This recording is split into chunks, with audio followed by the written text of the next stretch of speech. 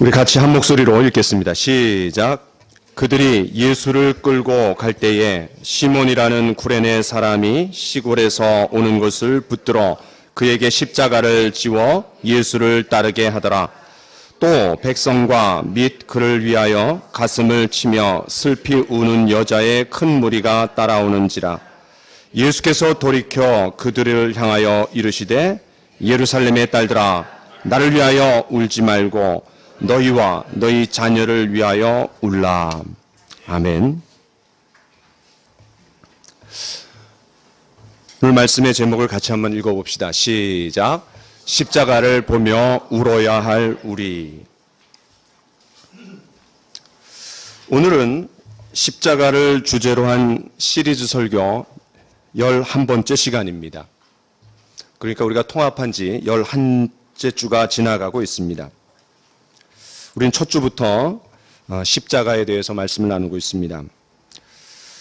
십자가와 관련된 한 그림을 감상하며 말씀을 시작해 보려고 합니다. 이 그림은 홀먼 헌트라는 화가가 1870년에서 73년 사이에 성지 이스라엘에서 보내면서 자기 집 지붕 위에서 그린 그림입니다. 제목은 죽음의 그림자입니다.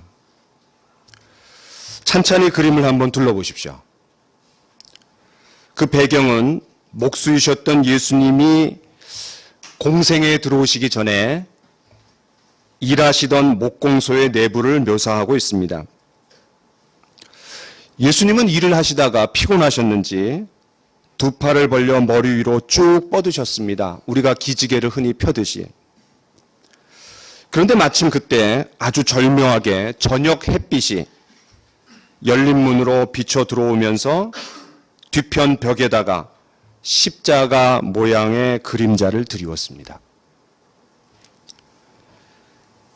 공교롭게도 그곳에는 연장을 두는 선반이 벽에 걸려 있어서 마치 그분의 손이 십자가의 가로지름대처럼 보였습니다. 그리고 연장들은 그 무서운 망치와 못을 생각나게 했습니다. 한편 왼편 전면에는 한 여인이 무릎을 꿇고 앉아 있습니다.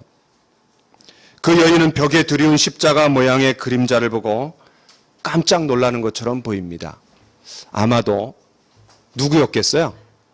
마리아였겠죠. 저는 이 그림을 보면서 이 그림의 매력이라는 게 이런 거구나. 역시 화가는 천재입니다. 화가에 제일 근접한 분이 우리 김태현 집사님이신데 천재십니다. 이 화가는 틀림없이 성지를 둘러보면서 제일 마음속에 깊이 묵상했던 게 뭐였겠어요? 당연히 십자가였겠죠. 그러면서 이 화가 특유의 기발한 상상과 상징으로 십자가를 아주 멋지게 드러낸 겁니다.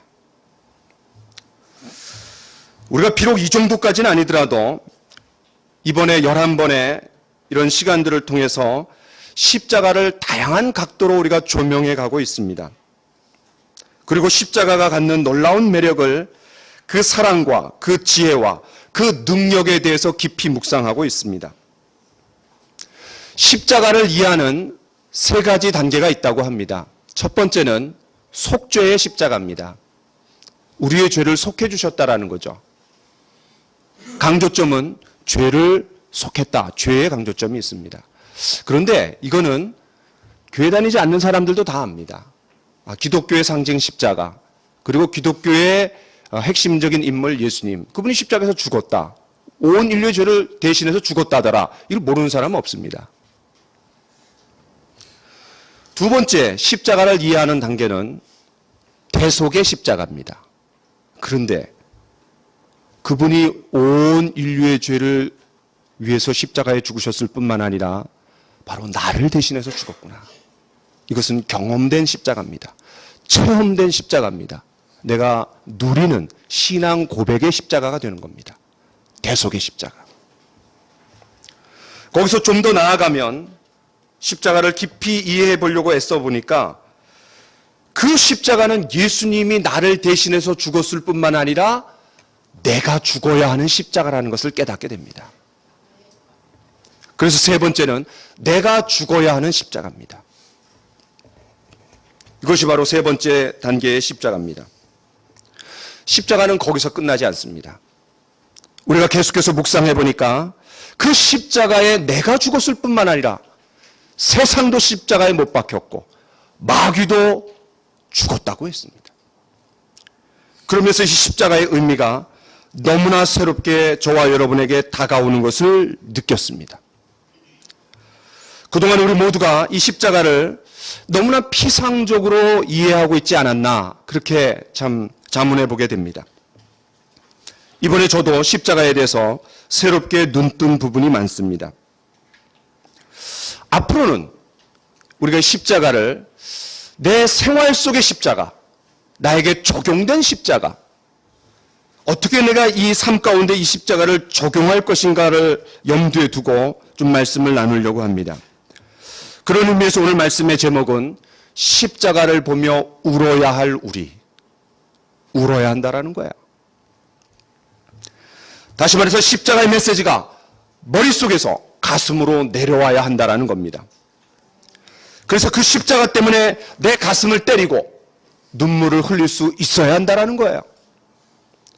저와 여러분이 오늘 말씀을 통해 나를 위해 울어야 할 십자가, 나의 자녀를 위해서 울어야 할 십자가를 깊이 깨닫고 그 십자가를 바라보면서 진정으로 울 수 있게 되기를 간절히 축원합니다. 오늘 본문에 보면 예수님을 따르는 세 종류의 사람들이 등장합니다. 이런 펜을 들고 한번 넘버링을 한번 해보세요. 오늘 따르다라는 표현이 여러 번 나옵니다. 특별히 제일 먼저는 시몬이라는 구레네 사람, 거기다가 밑줄을 긋고 1번 이렇게 한번 해보세요. 두 번째는 27절에 백성입니다. 백성들이 따라갔어요. 세 번째는 가슴을 치며 슬피 우는 여자의 큰 무리, 거기다가 밑줄 하시고 3번 이렇게 한번 해보세요. 자, 먼저 구레네 시몬을 좀 생각해 보겠습니다. 일반적으로 십자가는 그 십자가형을 지고 가는 사람이 형틀을 그 형장의 장소까지 끌고 가는 것이 관례였습니다.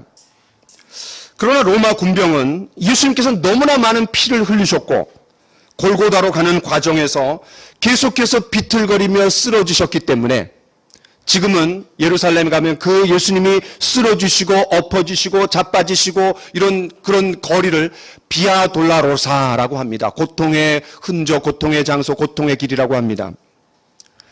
이렇게 골고다로 가는 과정에서 너무너무 힘들어서 쓰러지셨기 때문에 그 십자가 형틀을 끝까지 가지고 갈 수 없다라고 판단했습니다. 결국 로마 군병들은 구레네 사람 시몬에게 대신 십자가를 지게 했습니다. 때문에 이 아프리카 출신의 구레네 시몬은 본의 아니게 십자가를 지게 됐습니다. 다시 말해서 억지로 십자가를 진 겁니다. 지금도 그렇지 않습니까? 많은 사람들이 예수님을 따라간다라고 그 대열에 합류하지만 억지로 따라가는 사람들, 본의 아니게 비자발적으로 따라가는 사람들이 있습니다. 아니, 교회를 다녀주시는 분들이 있죠.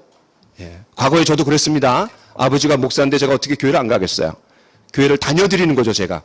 예. 지금도 그런 분들이 있습니다. 제가 그 마음을 제가 잘 압니다. 예, 저도 그랬었으니까. 두 번째는 백성들입니다. 예수님을 따라가는 큰 무리 중에 백성들이 있습니다. 그 백성 중에는 오병이어의 기적을 통해서 떡을 먹었던 사람들도 있고 죽은 나사로가 살아나는 것을 현장에서 본 사람들도 있고 예수님이 산상수훈과 같이 놀라운 가르침을 주셨을 때 그것을 들었던 사람들도 있습니다.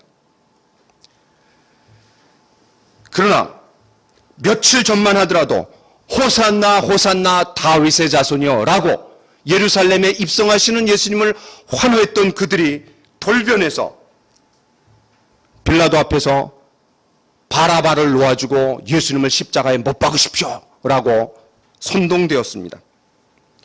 그들은 진지한 마음으로 예수님을 따라간 것이 아니라 한낱 구경거리로 예수님을 따라가고 있는 사람들이었습니다. 떡 먹을 땐 좋습니다. 기적을 볼 때는 환호합니다. 그러나 자기들의 이권과 연관해서 조금 문제가 생기면 버려버립니다. 그것이 구경꾼입니다. 자신들의 기대와 다를 때 가차없이 예수님을 버린 사람들입니다. 오히려 예수님의 길을 비난하고 손가락질하며 네가 구원자라며 그러면 너부터 구원해봐라 라고 삿대질합니다. 언제나 이런 사람들은 다수입니다. 지금도 그렇지 않습니까?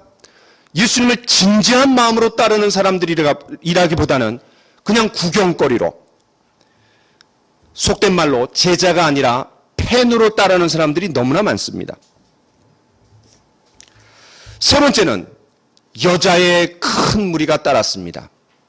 그들은 소수였을 겁니다.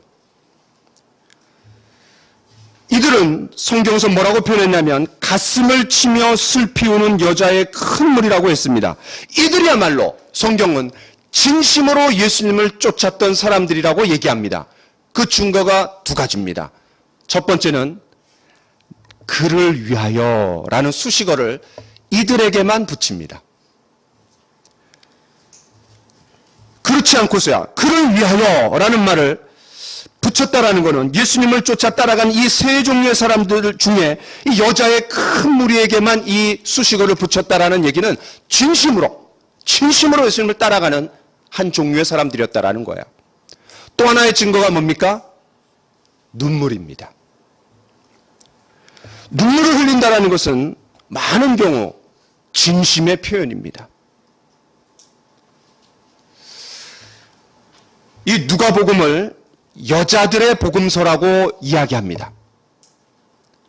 소외된 계층들을 위한 복음서라고 얘기합니다. 이 누가복음에 특히 그런 사람들에 대한 언급이 많이 나옵니다. 특별히 유독 여자들을 강조합니다. 한번 생각해 보세요. 이 누가복음의 출발점에 수태고지를 누구에게 알려줍니까? 천사가? 여자에게 알려줍니다. 마리아에게. 또 예수님의 부활을 누구에게 알려줍니까? 여자들에게 먼저 알려줍니다. 예수님의 어머니 마리아도 여러 번 나오고 특별히 누가복음에만 마르다와 마리아의 이야기가 나옵니다. 그런데 가장 앞권은 이 단락입니다. 우리 같이 한번 찾아보겠습니다. 누가복음 8장입니다. 누가복음 8장 1절부터 3절까지 우리 같이 한번 읽어보겠습니다. 누가복음 8장 1절부터 3절 시작. 그 후에 예수께서 각 성과 마을에 두루 다니시며 하나님의 나라를 선포하시며 그 복음을 전하실세 12 제자가 함께하였고 또한 악귀를 쫓아내심과 병고침을 받은 어떤 여자들 곧 7 귀신이 나간 자 막달라인이라 하는 마리아와 헤롯의 청지기 구사의 아내 요한나와 수산나와 다른 여러 여자가 함께하여 자기들의 소유로 그들을 섬겼더라. 놀라운 본문입니다. 이 예수님의 12 제자들을 누구와 나란히 놓고 있습니까? 예, 여자들을 나란히 놓고 있습니다. 다시 말해서 예수님의 12 제자의 초점을 맞추고 마태복음, 마가복음, 요한복음 있었지만 누가복음은 그 같은 대열에 누가 있었다라는 거예요? 여성 제자들을 강조하는 거예요.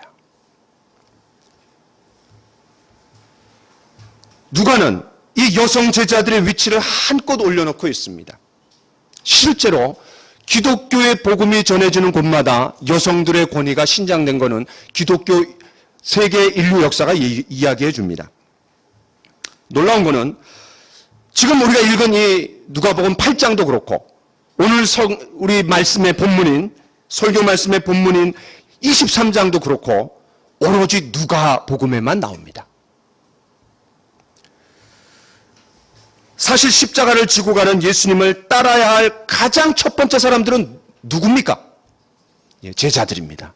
그런데 우리가 넘버링을 한 이 세 종류의 사람들 중에 제자들은 없습니다. 왜 없어요? 다 도망갔습니다.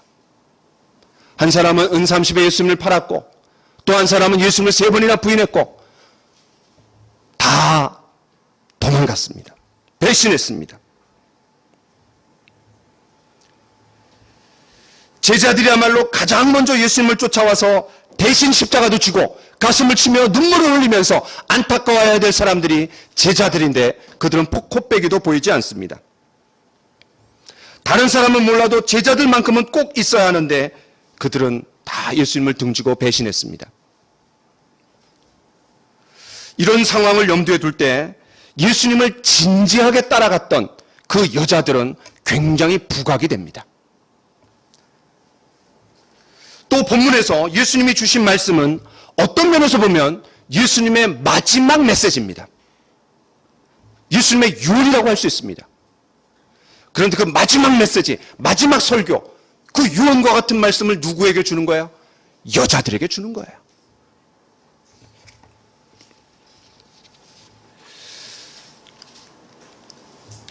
오늘 본문에서 진정으로 예수님을 위하여 따라간 사람들은 여자들인 것을 우리가 봤습니다. 그럼 그 여자들이 어떻게 하면서 예수님을 따라갔습니까? 가슴을 치며 슬피 우는 여자의 큰 무리라고 성경은 묘사합니다. 이 여인들은 너무나 안타까운 마음에 가슴을 치며 통곡하며 예수님의 뒤를 쫓아갔습니다. 특히 예수님께서 지셨던 십자가를 구레네 사람 시몬에게 옮겨지는 모습을 보고 너무나 더 안타까웠을 겁니다. 그 연민의 감정이 더 복받쳐 올랐을 겁니다. 얼마나 아프실까? 얼마나 고통스러울까? 얼마나 힘드셨을까? 예수님은 자신의 몸무게보다 더 나가는 그 십자가 형틀의 무게 때문에도 힘드셨지만 더 무게감을 느끼신 것은 저와 여러분 온 인류의 죄값을 대신 지고 가셨기 때문에 사실은 그것이 더 힘든 무게였을 것입니다. 그것을 우리가 어떻게 상상할 수 있겠어요? 그 고통을 우리가 이루 가늠할 수가 없습니다. 때문에 이 여인들은 가슴을 치며 통곡하며 예수님의 뒤를 쫓아갔습니다. 사실 눈물을 흘린다는 것은 보통 일이 아닙니다. 어떤 누군가가 눈물을 흘린다고 할 때 참 우리 마음이 숙연해지고 괜히 관심이 그쪽으로 갑니다. 나도 모르게 그에게 마음이 이렇게 동일시 됩니다. 그리고 어떤 때는 따라 눈물도 흘리게 됩니다.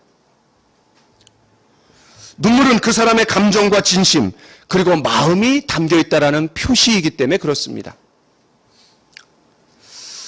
주일 오후 제자훈련반에서는 이상하게도 매주 눈물이 이렇게 나옵니다. 눈물과 간증이 넘칩니다. 얼마나 은혜가 있는지 잘 모르겠어요. 그렇지 않나요? 우리 조인기 집사님? 예. 우리 주일 성경 공부반에 그렇잖아요. 그렇죠? 예. 매주마다 그냥 눈물이 있고 간증이 있고 신앙 고백이 있고 그 짧은 시간 하는데 우리 보통 다른 반도 2시간 하거든요. 근데 거기 딱 1시간 하는데도 야, 참 은혜가 있어요. 그렇죠? 김태현 집사님. 네. 왜냐하면 김태현 집사님 자주 우세요. 반면에 수요일 저녁에 있는 청년들 그룹은 이건 뭐 완전 먹방 그룹이에요. 먹방 그룹. 하여튼 손 안에 먹을 거 간식거리를 한 꾸러미씩 다 가져와요. 그걸 다 풀어놓으면 먹는 데만 1시간 걸려요. 이게 뭐 성경 공부를 하자는 건지 교제를 나누자는 건지. 먹방 그룹에 완전히. 그런데요, 청년들은 일단 먹을 게 풍성해야지 이게 말도 나오고 또 공부도 잘 되고 삶도 나누고 은혜스럽게 진행이 됩니다. 여하튼 예수님을 쫓아가는 그룹들 중에 여자들만 통곡하며 따라갔습니다. 그들은 예수님의 죽음을 위로하러 온 자들입니다. 그 예수님의 따뜻한 마음과 손길을 느껴본 사람들입니다. 한마디로 예수님으로부터 은혜를 입은 자들입니다. 예수님 입장에서 한번 생각해 보세요. 얼마나 격려가 됐겠어요? 얼마나 고마웠겠어요? 얼마나 힘이 되었겠어요? 많은 사람들이 그냥 비난하고 손가락질하는데 구경거리로 쫓아오는데 자신을 위해서 울어주는 사람들이 있다는 게 얼마나 위로가 되었겠어요? 그토록 사랑했던 제자들은 다 도망가고 백성들은 자기 입맛에 따라 예수님을 달면 삼키고 쓰면 뱉었던 그런 구경꾼들이 따라올 때 예수님이 가시는 마지막 길을 그래도 제대로 배웅해주는 여자들이 있었을 때 얼마나 힘이 되었겠습니까? 얼마든지 예수님이 이렇게 말씀하실 수 있었습니다. 그래 고맙다. 너희들밖에 없구나. 그래, 내가 너희들의 눈물을 기억하마. 참 고맙다. 사랑한다. 이렇게 얘기하셔도 너무나 아름다운 장면이 됩니다. 또 그렇게 얘기를 들었을 때 그 여인들도 얼마나 힘이 되었겠어요. 얼마나 격려가 되었겠어요. 그리고 그 장면을 기억하면서 그들의 신앙생활을 얼마나 힘차게, 보람차게 했겠어요. 그런데 예수님이 이렇게 반응했습니까? 아닙니다. 예수님 그렇게 반응하지 않았습니다. 28절을 같이 한번 읽어보겠습니다. 다시 우리 본문으로 돌아와서 28절 함께 읽겠습니다. 시작. 예수께서 돌이켜 그들을 향하여 이르시되 예루살렘의 딸들아 나를 위하여 울지 말고 너희와 너희 자녀를 위하여 울라. 어떤 면에서 보면 예수님의 이 말씀은 책망하시는 말씀처럼 느껴집니다. 핀잔을 주는 것처럼 느껴집니다. 냉정해 보입니다. 질책하시는 것 같습니다. 그러나 예수님은 이 여인들의 눈물을 기회로 삼아 십자가와 연관해서 놀라운 메시지를 우리에게 주셨습니다. 이 가르침은 유언과 같은 말씀입니다. 예수님께서 주신 말씀의 핵심은 너무나 분명합니다. 예수님께서 두 가지를 위해서 울라는 거예요. 첫 번째는 너희 자신을 위해서 울어라. 그리고 너희 자녀를 위해서 울어라.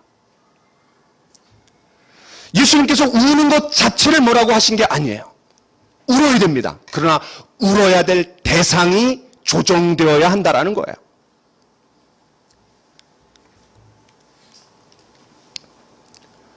그런데 예수님은 그 여인들에게 올바른 대상을 위해서 울어야 한다라고 가르치실 뿐만 아니라 며칠 전에 올바른 대상을 위해서 자신이 직접 우신 적이 있습니다.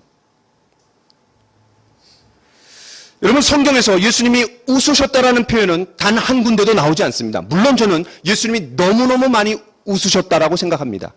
그런데 예수님이 울었다라는 표현은 몇 번 나오는 줄 아세요? 한번 찍어보세요. 예수님 우셨다. 이게 몇 번 나오는 줄 아세요? 3번 나옵니다. 첫 번째로 죽은 나사로를 향해서 우셨어요. 그리고 예수님이 겟세마네 동산에서 눈물과 통곡으로 기도하셨다 그랬어요. 히브리서 5장에. 세 번째, 제가 이거를 좀 보려고 합니다. 여러분, 누가복음 19장으로 가보겠습니다. 누가복음 19장은 이제 예수님께서 모든 사역을 마무리 짓고 십자가에 죽기 위해 일주일을 남겨놓고 예루살렘 성에 입성하는, 우리의 식으로 얘기하면 종려주일입니다. 종려나무가지를 붙들고 사람들이 옷을 깔고 환호하는 그런 예수님 나귀를 타고 입성하시는 겁니다. 자, 우리 누가복음 19장 41절을 같이 한번 읽어보겠습니다. 시작. 가까이 오사 성을 보시고 우시며. 요 우시며에다가 여러분 한 밑줄 한번 쳐보세요. 우리가 성경에서 나오는 예수님이 우셨다라는 표현을 3번 다 얘기했습니다. 근데 특별히 저는 오늘 누가복음과 연관해서 이 장면을 조금 보려고 합니다. 여기서 예수님이 우셨다라는 것은 한 일주일 전에 죽은 나사로를 살리신 적이 있는데 그때 예수님 우셨습니다. 요한복음 11장 35절에 보면 예수께서 우시니라 이렇게 표현되어 있습니다. 근데 거기서 울음은 읊조리면서 가냘픈 목소리로 흐느끼는 울음입니다. 그거에 비해서 오늘 예수님이 이 본문 누가복음 19장 41절 가까이 오사 성을 보시고 우시며, 여기서 우시면은 소리를 크게 내며 통곡하며 여자들이 가슴을 치고 통곡하며 울었던 똑같은 단어를 씁니다. 예수님이 성을 보시고 통곡하며 우셨다라는 거예요. 한번 여러분 생각해 보세요. 사람들은 박수를 치고 환호합니다. 호산나 호산나 다윗의 자손이요. 그러니까 메시아로 여기고 있는 거예요. 근데 예수님이 생뚱맞게 우는 거예요. 얼마나 이상해요. 그런데 예수님께서 눈물을 흘리신 이유를 이 말씀에서 뭐라 그러냐면 성을 보시고 그랬습니다. 성을 보시고. 여기서 중요한 단어는 보다라는 말입니다. 이 보다라는 건 뭐냐면 피상적으로 보는 게 아니라 그 이면을 깊이 꿰뚫어 보다라는 그런 의미가 담겨 있습니다. 무슨 말입니까? 예수님께서 예루살렘 성을 보실 때 사람들은 메시아 컴플렉스에 사로잡혀갖고 예수님을 왕으로 받아들이고 있는 거예요. 그러나 예수님은 십자가에 죽으러 오시는 거예요. 왜? 그들의 죄와 그들의 심판 때문에. 예수님은 예루살렘 성을 보실 때 겉은 화려하고 번디르즘하지만 그들 안에 엄청난 죄악이 가득 차 있고 평화로워 보이지만 기쁨에 차 있지만 심각한 상태에 있다는 걸 예수님은 보실 수 있었던 겁니다. 이것을 잘 설명해 주는 내용이 그 뒤를 이어 42절로 44절에 나와 있습니다. 우리 같이 한번 읽어보겠습니다. 시작. 이르시되 너도 오늘 평화에 관한 일을 알았더라면 좋을 뻔하였거니와 지금 내 눈에 숨겨졌도다. 날이 이를지라 내 원수들이 토둔을 쌓고 너를 둘러 사면으로 가두고 또 너와 및 그 가운데 있는 내 자식들을 땅에 메어치며 돌 하나도 돌 위에 남기지 아니하리니 이는 내가 보살핌 받는 날을 알지 못함을 인함이니라 하시니라. 이 말씀에 의하면 곧 예루살렘은 임박한 심판에 도달해 있다라는 거예요. 그래서 코앞에 있다라는 거예요. 풍전등화의 상태에 있다라는 거예요. 이 무리들의 대대적인 환영은 정말로 예수님을 평화의 왕으로 모셨다기보다는 당장의 인간적인 억압을 풀어줄, 당장 눈에 보이는 승리를 안겨줄, 당장에 이루어질 가시적인 평화에 눈이 멀었던 거예요. 그래서 예수님은 그들의 참모습, 곧이어 십자가에 달려 처참한 죽음으로 죽을 것을 보여주시면서 그들이 알지 못했던 것들을 보여주기를 원하셨던 거예요. 그들은 인간적이고 정치적이고 세상적인 의미에서의 일시적인 승리에 도취되어 있었을 때 보다 근본적인 죄로부터 사단의 권세로부터 자유케 되는 영적인 승리와 평화를 보지 못하고 그것을 예수님이 알려주기를 원하셨던 거예요. 예수님은 예루살렘 성을 보실 때 그들의 타락상, 영적인 부패, 장차 도래할 임박한 하나님의 심판을 보셨던 겁니다. 이러한 사실은 뒤이어 나오는 두 가지 사건을 통해서 잘 알 수 있습니다. 첫 번째가 뭐예요? 무화과 나무를 저주하셨습니다. 마땅히 열매가 있어야 되는데 그 저주하셨어요. 열매가 없었을 때. 또 하나가 뭡니까? 성전을 정화하신 겁니다. 그들의 부패함, 그들의 타락함을 예수님이 이 두 가지 사건을 통해서 보여주신 거예요. 예수님은 종교적인 외식, 형식적인 예배, 그리고 위선적인 신앙으로 전락해버린 그 당시의 모습을 보시면서 울지 않을 수 없었던 겁니다. 실제로 그 결과 어떻게 됐습니까? 불과 40년 만에 AD 70년 로마의 타이터스 장군이 와서 돌 위에 돌 하나도 남김없이 완전히 그냥 전멸됐습니다. 그리고 그것을 상징적으로 보여주는 사건이 마사다 전투입니다. 마사다 전투. 하나님의 준엄한 심판이었습니다. 오늘 본문에 보면 성을 바라보는 사람들은 많이 있었습니다. 거긴 제자들도 있었고 얼마나 흐뭇했겠어요.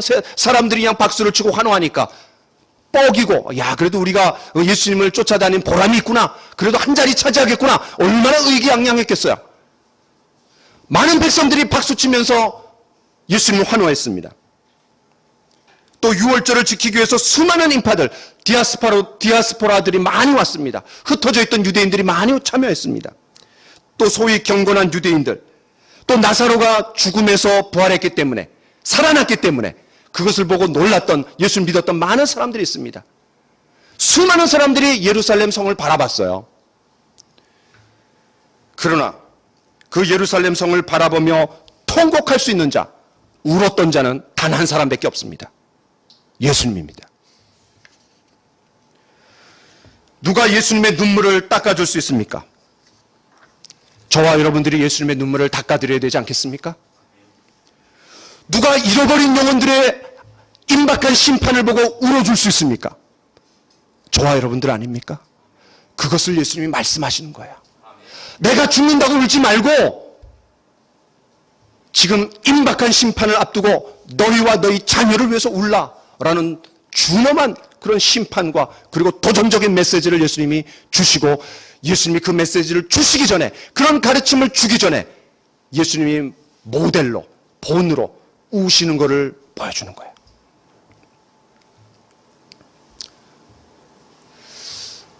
나를 위해 울어야 할 십자가입니다. 이제 우리 앞선 배경을 깔고 오늘 본문으로 다시 돌아와 봅시다. 오늘 본문의 28절에 보면 나를 위하여 울지 말고 너희와 너희 자녀를 위하여 울라 이렇게 말합니다. 예수님은 우시는 것까지도 본을 보여주셨어요. 이제는 우리 차례입니다.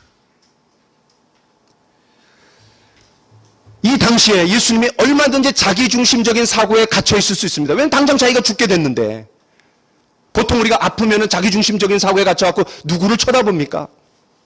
그런데 예수님은 그 순간마저도 누구에게 마음을 두고 있냐면 다른 사람들의 필요, 세상 사람들의 필요에 마음을 두고 계신 거예요. 먼저는 나 자신을 위해서 울어야 할 십자가입니다. 왜 저와 여러분들이 십자가를 바라보고 울어야 됩니까? 십자가에서 드러난 하나님의 놀라운 사랑을 생각할 때 우리는 울 수밖에 없습니다. 나를 있는 모습 그대로 받아주시고 나의 죄를 풀어주시고 나를 구원해 주신 주님을 생각할 때 우리는 눈물을 흘릴 수 있습니다. 그 사랑 앞에 우리는 울 수 있습니다. 만일 저와 여러분 가운데 십자가를 바라보면서 묵상하면서 눈물을 흘린 적이 없다라면 그분은 아직도 그 십자가의 깊은 의미를 제대로 진하게 경험하지 못한 분일지 모릅니다. 그분은 어쩌면 이런 구원의 감격, 십자가의 은혜가 아직 생생하게 마음속에 각인이 되지 않은 분일지도 모릅니다. 비록 과거에 구원의 감격과 그 십자가의 은혜를 맛본 적이 있지만 지금 저와 여러분들의 눈물이 메말라 있지는 않습니까? 그 십자가 때문에 울어본 적이 언제입니까? 혹시 저와 여러분들의 마음이 딱딱해져서 강팍해져 있지는 않습니까? 밋밋하지는 않습니까? 우리가 은혜의 토대 없이 율법적인 신앙에 머물러 있는 것은 아닙니까? 화석처럼 딱딱하게 굳어진 신앙, 다른 사람들의 눈요기로 보여주기식으로 알맹이는 싹 빠지고 관상용으로 박제된 신앙은 아닙니까? 기독교 신앙이라는 게 뭡니까? 은혜 없이는 살아갈 수 없다라고 고백하는 것이 기독교 신앙 아닙니까? 은혜 아니면 살아갈 수가 없네. 호흡마저도 다 주의 것이니 세상 평안과 위로 내게 없어도 예수 오직 예수뿐이네. 우리 다 같이 한번 찬양해 봅시다. 이 찬양.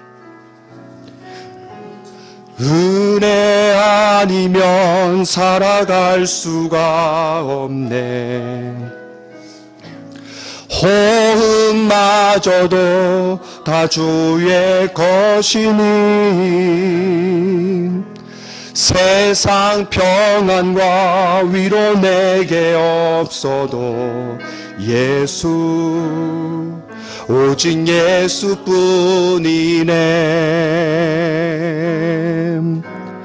그 신계회 다 볼 수도 없고 작은 고난에 지쳐도 주께 묶인 나의 모든 삶 버티고 견디게 하시네. 은혜 아니면 살아갈 수가 없네. 나의 모든 것 다 주께 맡기니 참된 평안과 위로 내게 주신 주 예수, 오직 예수뿐이네.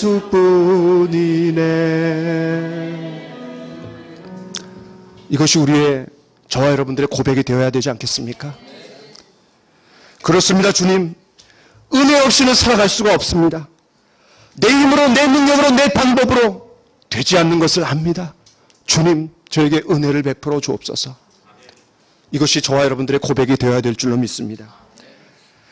저와 여러분 모두에게 마르지 않는 샘인 구원의 감격, 구원의 은혜, 이것 때문에 눈물이 흘러야 되지 않겠습니까? 내가 매일 십자가 앞에 더 가까이 가오니 구세주의 흘린 법의 피로써 나를 정케 하소서. 그렇습니다. 이 찬양처럼 저와 여러분들이 날마다 매일 십자가 앞에 더 가까이 나아가 눈물로 주님께 대한 사랑을 고백하게 되기를 간절히 축원합니다. 우리가 또 십자가를 보고 울어야 할 이유가 있습니다. 나를 품어주시고 나에게 구원을 주시고 나의 죄를 용서해 주신 그 십자가의 은혜 때문에도 울어야 하지만, 그 놀라운 구원을 주셨는데, 그 값진 구원을 주셨는데 구원받은 자답게 살지 못하는 나 자신을 생각할 때 저와 여러분들은 가슴을 치며 울 수밖에 없습니다. 나 자신을 끌고 하나님 앞에 세울 때, 다시 말해서 하나님이 보시는 나를 볼 때 저와 여러분들이 울 수밖에 없지 않겠습니까? 하나님이 보시는 나는 누굽니까? 너무나 부족한 자입니다. 너무나 연약한 자입니다. 너무나 못난 자입니다. 너무나 천박한 자입니다. 그냥 입 바른 얘기가 아닙니다. 실제로 하나님 앞에 선 저와 여러분들이 어떤 존재입니까? 아멘은 열심히 하지만 아멘 그 이유가 없습니다. 결단을 하지만 여전히 불순종하고 있는 나, 우리 아닙니까? 남들이 보니까 시선을 의식해서 보여주기식으로 그런 신앙생활을 할 때가 얼마나 많습니까? 죄는 하지 말아야 되는 것을 하는 것이 죄도 되지만 동시에 해야 되는 것을 하지 않을 때 그는 죄입니다. 여러분들은 매일 영양식을 섭취하고 있습니까? 매일 성경을 읽고 있습니까? 매일 성경을 읽지 못한다면 여러분 깊이 주님 앞에 회개해야 됩니다. 매일 기도하고 있습니까? 여러분 기도하지 못하고 있다면 주님 앞에 무릎을 꿇어야 됩니다. 가슴을 치며 울어야 됩니다. 여러분 매일 경건의 시간을 갖습니까? 주님과 정해진 시간에 교제하고 있습니까? 만일 그렇지 못하다면 해도 되고 안 해도 되고 하면 좋고 안 해도 되는 이런 게 절대로 아닙니다. 해야 되는 것을 하지 않는 것 죄입니다. 영성은 한 방향으로의 오랜 순종 후에 나타나는 결과입니다. 하루하루 주님의 말씀을 읽고 기도하면서 주님의 뜻을 알고 주님과 교제하면서 우리가 받은 구원을 보답하며 사는 것이 그리스도인의 삶입니다. 영적인 기본기가 갖춰있지 않으면 여러분 어떤 운동이든 기본기가 갖춰있지 않으면 실력이 늘지 않습니다. 마찬가지입니다. 영적으로도 가장 기본적인 것들이 있습니다. 매일 성경 읽고 매일 기도하고 매일 경건의 시간 갖고 그리스도인들하고 함께 교제하고 기회가 있을 때마다 복음을 전하고, 이것이 우리의 기본입니다. 성경은 또 이렇게 얘기합니다. 내 이웃을 내 몸과 같이 사랑하라. 예수님 이렇게 말합니다. 내가 너희를 사랑한 것 같이 너희도 서로 사랑하라 그랬습니다. 무슨 말입니까? 십자가의 사랑으로 사랑하라는 말입니다. 이런 사랑을 남들은 몰라도 자기 아내에게, 자기 남편에게 이 사랑을 표현할 수 있어야 됩니다. 한 4년쯤 저와 아내는 굉장히 심각한 상태에 빠졌습니다. 갈 때까지 갔습니다. 그리고 마지막 결론을 내리는 중요한 아주 절체절명의 상황에 빠진 적이 있습니다. 그런데 갑자기 가슴 깊숙한 곳에서 눈물이 터져 나왔습니다. 그리고 소리를 내서 엉엉 울었습니다. 아내가 놀라서 왜 그러냐고 그랬습니다. 제가 이렇게 표현했습니다. 여보, 내가 당신을 사랑했지만 십자가의 사랑으로, 예수님의 사랑으로는 사랑하지 못했던 것 같아. 미안해. 내가 예수님의 사랑으로 당신을 사랑해. 그랬더니 아내도 막 웁니다. 그리고 얼마 전에 한두 시간 전에 차 안에서 그렇게 울었다는 거야. 하나님께서 그런 마음을 자기에게도 주셔갖고, 그러면서 저희들이 예수님의 사랑으로 결합이 돼갖고 지금까지 잘 먹고 잘 살고 있습니다.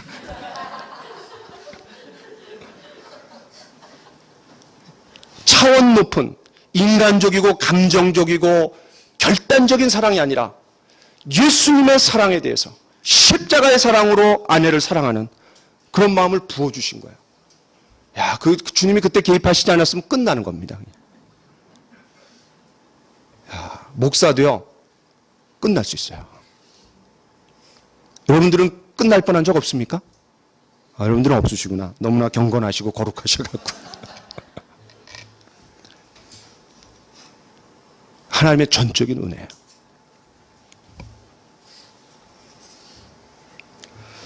또 어제 우리가 현장에서 가늠하다 잡힌 여인에 대한 큐티 말씀을 봤습니다. 예수님께서 피 흘려 죽으신 형제자매를 내 입맛대로, 내 잣대대로, 내 기준대로 얼마나 난도질합니까 우리가? 기분 나쁘다고, 내 감정이 틀어졌다고 얼마나 사람들을 판단하고 정죄합니까? 그런데 어제 말씀 놀랍잖아. 야, 율법은요 양날의 검입니다. 다른 사람을 향해서 말씀을 겨누지만 그 서기관과 바리새인들이 예수님을 향해서 모세 율법을 갖다 들이댔어요. 그런데 그건 양날의 검이기 때문에 자기 자신에게도 겨누어져 있습니다. 예수님을 고소하려고 했던 그 검이 자기들에게도 겨누어져 있다는 것을 예수님이 깨닫게 해주셨을 때 그들이 찍소리도 못하고 도망갔습니다. 야, 예수님 천재인 것 같아요. 놀라워요. 마귀에게 이용당하며 다른 사람들에게서 뭐 흠잡을 데가 없는지 이리저리 으르렁거리는 저와 여러분들 그럴 때가 얼마나 많습니까? 자기는 의로운 척하면서 자기 자신에게는 굉장히 관대해요. 그러나 다른 사람에게는 굉장히 엄격한 잣대를 들이댑니다. 예수님께서 베드로를 향해 야, 이 사단아. 야, 저는 이 말씀 보고 너무 놀랐어요. 예수님의 가장 최측근을 향해서 사단아. 그럼 제 아내도 사단이 될 수 있는 거 아니에요? 저도 사단이 될 수 있어요. 여러분도 사단이 될 수 있는 겁니다. 유업에게 사단이 누구였어요? 아내였어요. 아내. 차라리 그냥 하나님을 저주하고 죽으라 그랬어요. 어떻게 아내가 그런 말을 할 수 있어요?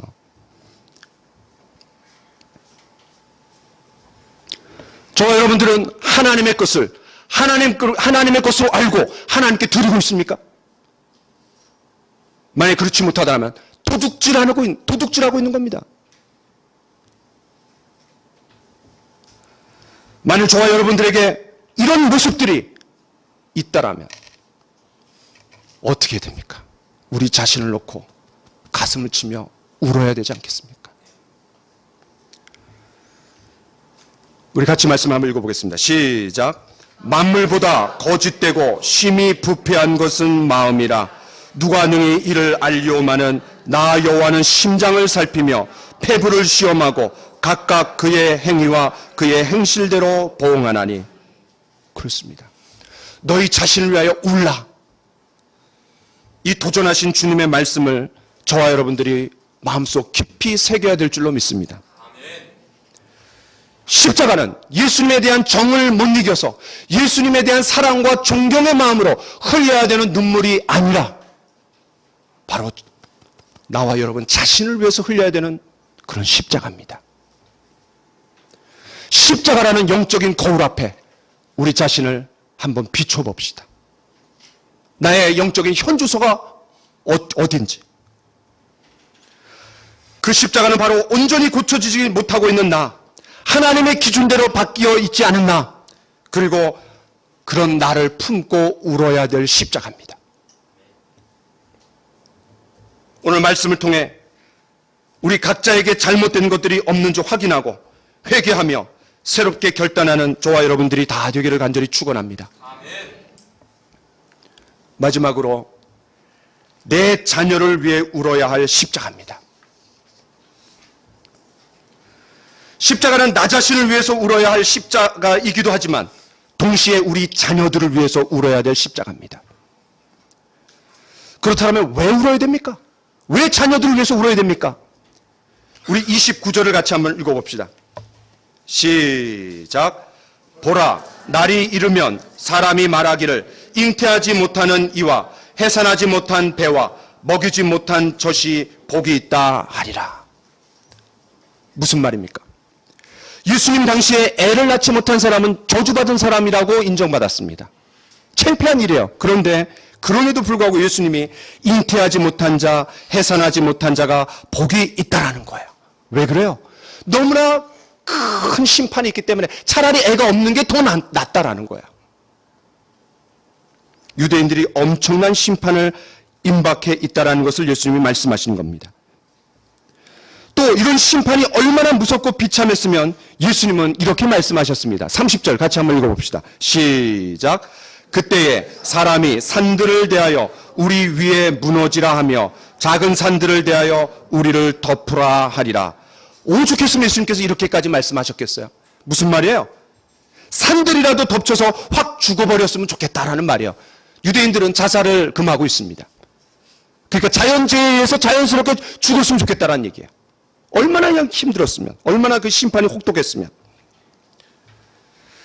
예수님은 현재의 상황 너머를 보시면서 그 임박한 심판 앞에 바로 너희 자녀를 위해서 울라는 거예요.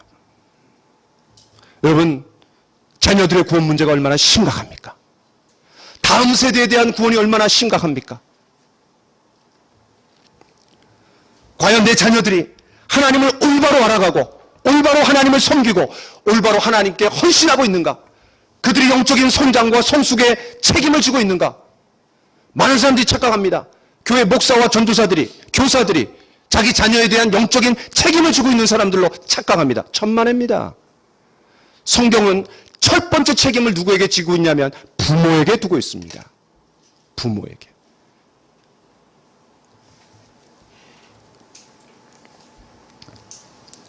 찰스 피니가 이런 말을 했습니다.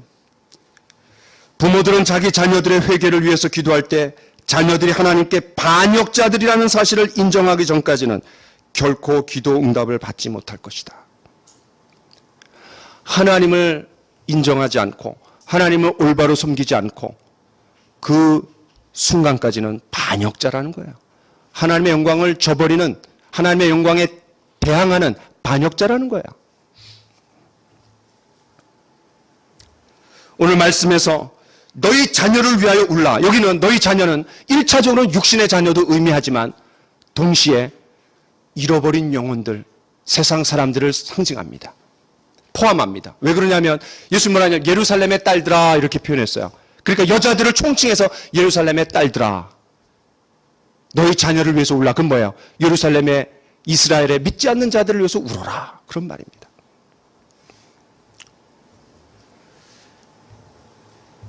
내 자녀를 위해 울어야 할 십자가는 내 가족 중에 믿지 않는 부모, 형제, 친척들을 위해서 눈물로 기도해야 된다는 것을 우리에게 도전해 줍니다. 이것이 예수님의 십자가 마지막 설교이고 마지막 메시지입니다.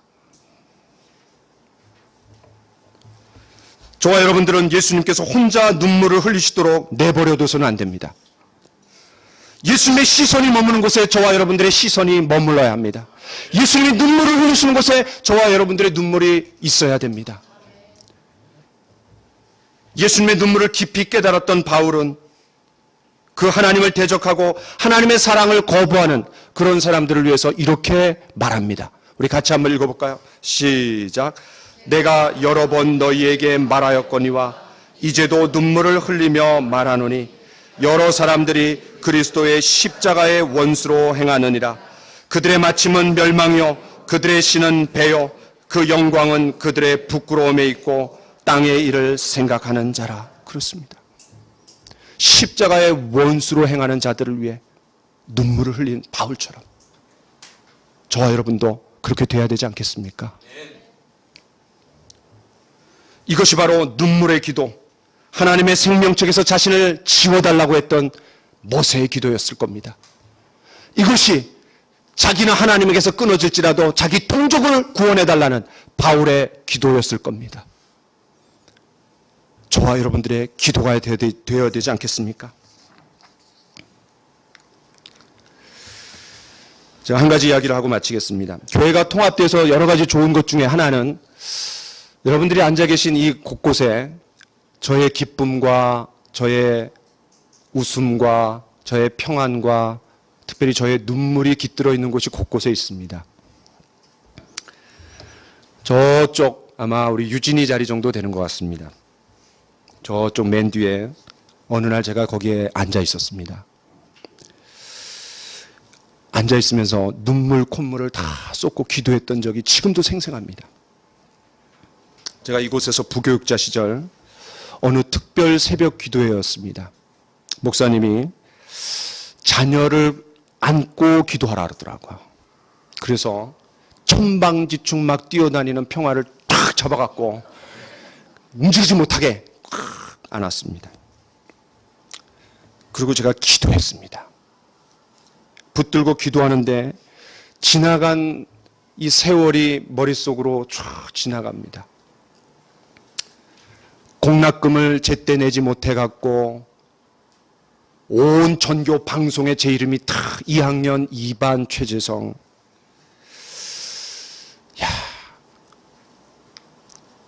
그 사춘기 시절 가난에 울어했던 부모님께서 늘 교회와 성도들을 돌보느라 사택에 혼자 남겨져서 울었던 시간들. 부모님 새벽 기도 가시면 유난히 겁이 많았던 저는 악몽을 꾸면서 그렇게 많이 울었습니다. 어렸을 때. 근데 평화도 그러더라고요. 평화도 그렇게 악몽을 꾸고 많이 울더라고요. 초등학교 때 보이스카웃이 그렇게 하고 싶었는데 보이스카웃 하면 돈이 너무 많이 들어요. 못했어요. 근데 우리 둘째 동생은 그냥 그거 하겠다고 그냥 바득바득 우겨갖고 대장까지 했어요. 마음속에 제가 그냥 원망과 불명. 목사의 아들이라 늘 주위의 시선을 의식하며 빗나가면 안 되고 또 부모의 기쁨이 되어주려고 애를 썼던 그런 모습. 가만히 생각해 보니까 나도 목사인데 요 조그만 아이한테 내가 그대로 물려줄 유산이겠구나. 그게 한순간에 쫙 지나갔어요. 그래서 제가 어떻게 해요? 제가 그거 어떻게 갚아주겠어요? 그러니까 하나님한테 이렇게 기도하는 거예요. 하나님, 우리 평화를 좀 지켜주세요. 우리 평화를 하나님 보호해 주세요. 하나님 그 아픔과 슬픔으로부터 잘 극복하고 결과적으로는 그 아픔이 승화되어서 별이 되게 해주세요. 막 그렇게 기도했습니다. 제가 주와 복음을 위해 살 때 때론 자녀들에게 소홀할 수 있는데 그 공백을 주님께서 메꿔 주십시오. 제가 그렇게 기도했습니다. 얼마나 눈물이 났는지 모릅니다. 사실은 기도는 안 나오고요. 눈물이 막 앞을 가렸어요. 눈물 콧물 흘리면서 그냥 엉엉 울었어요.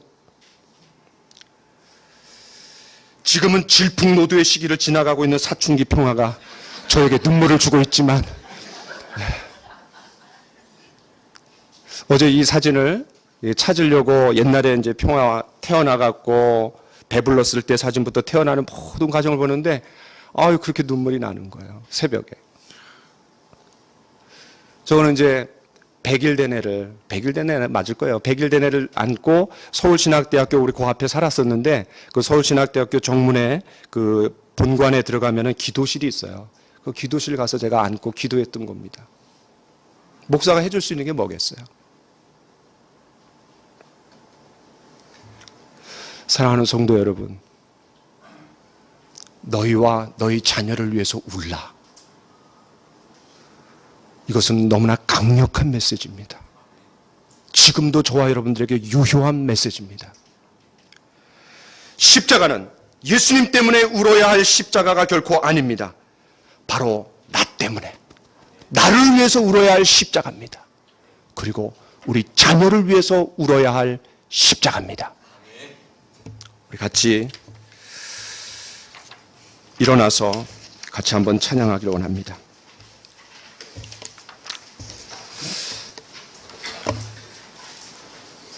우리 다 같이